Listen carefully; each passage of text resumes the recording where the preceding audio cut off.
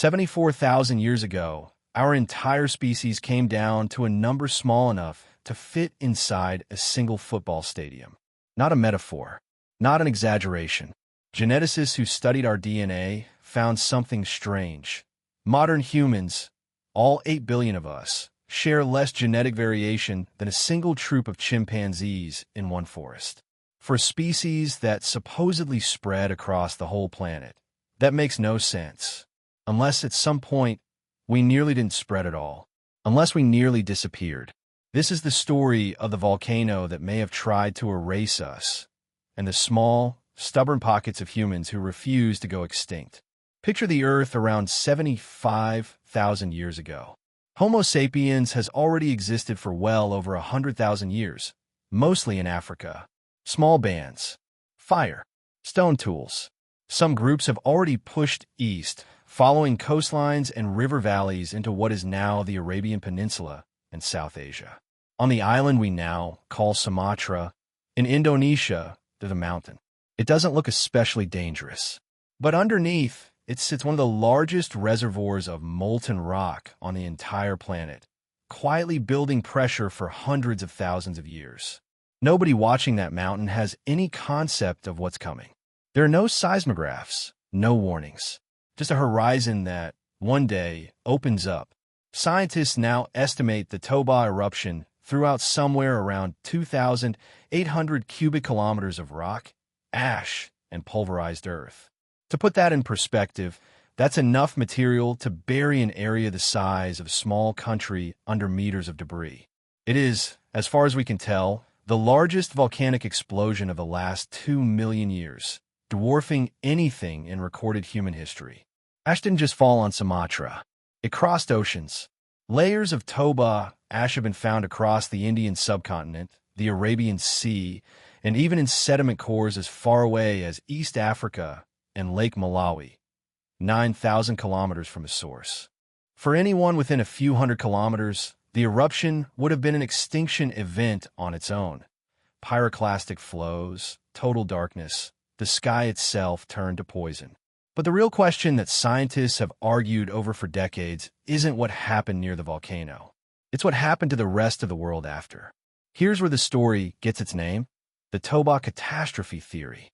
In 1998, anthropologist Stanley Ambrose proposed that the eruption didn't just cause local devastation, it triggered a volcanic winter lasting 6 to 10 years.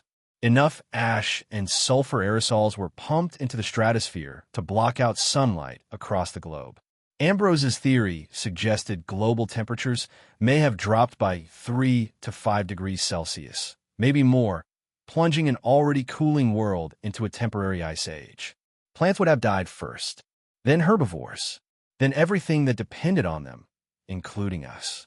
Around the same time, geneticists studying human DNA kept running into a strange wall.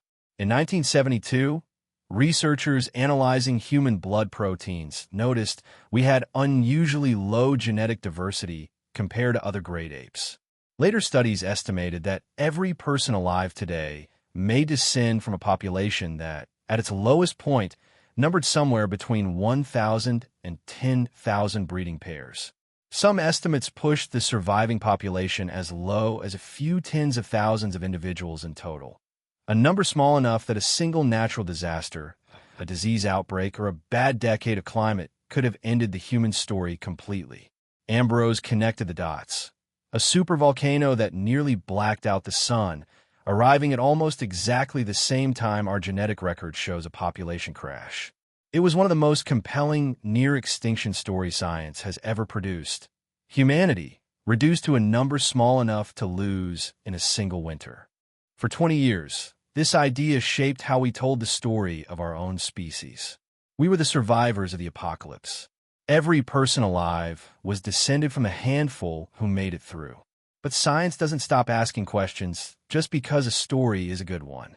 And over the last 2 decades, the Toba Catastrophe Theory has run into serious trouble. The first blow came from India. At a site called Jwalapuram, in southern India's Juru Valley, archaeologists led by Michael Petraglia excavated layers of sediment directly above and below the Toba ash. If the eruption had wiped out human populations in the region, you'd expect the tools below the ash to look completely different from the ones above it. A break, a gap, a new population moving in. Instead, they found the opposite. More than 15,000 stone tools were recovered, spanning over 20 distinct categories, and the technology on either side of the ash layer showed clear, unbroken continuity. The same techniques, the same traditions. People weren't just surviving the eruption nearby. They may never have left at all. Then came South Africa. At Pinnacle Point, on the country's southern coast, researcher Curtis Marian and his team had spent nearly 2 decades excavating cave sites used by early modern humans. In 2018, they identified microscopic volcanic glass shards from Toba, carried nearly 9,000 kilometers from Indonesia, embedded directly in the occupation layers of the cave. And the archaeological record, right at that moment, doesn't show collapse. It shows continued, stable occupation. Marine's explanation: coastal communities harvesting shellfish and marine resources had a food supply that a volcanic winter couldn't easily destroy. While the interior of continents may have suffered, the coast may have quietly kept humanity alive. And then genetics itself started to turn against the theory. More recent whole genome studies, using far more sophisticated statistical models than the ones available in the 1990s, have traced the human population decline as a long, slow slide beginning around 150,000 years ago, tens of thousands of years before Toba even erupted, with no clear, sudden crash exactly at the 74,000-year mark. If the bottleneck was a gradual trend already in motion, Toba may have been a brutal chapter in a hard era, not the single cause of a near-extinction event. The honest answer is that we don't fully know yet, and that's not a weakness in the story. It's the actual frontier of the science. What we can say with real confidence: the Toba eruption happened, and it was almost incomprehensibly large. Human genetic diversity genuinely is unusually low for a species our size, meaning some kind of population squeeze did happen in our deep past. And multiple archaeological sites now show that at least some human groups, in India, in South Africa, and likely elsewhere, didn't just survive the eruption. They kept living, adapting, and passing their tools and traditions on to the next generation, ash or no ash. Maybe the truth is somewhere in between the two extremes. Not a single apocalyptic event that nearly erased humanity in one blow, but a species already living on a knife's edge, scattered in small, fragile bands, for whom Toba was one more brutal test in tens of thousands of years of brutal tests. A species that again and again found a way to adapt. A coastline here, a river valley there, a group that changed its tools, changed its diet, changed its territory, and survived. Whatever the final number turns out to be, 10,000, 40,000, 100,000, the deeper truth doesn't change.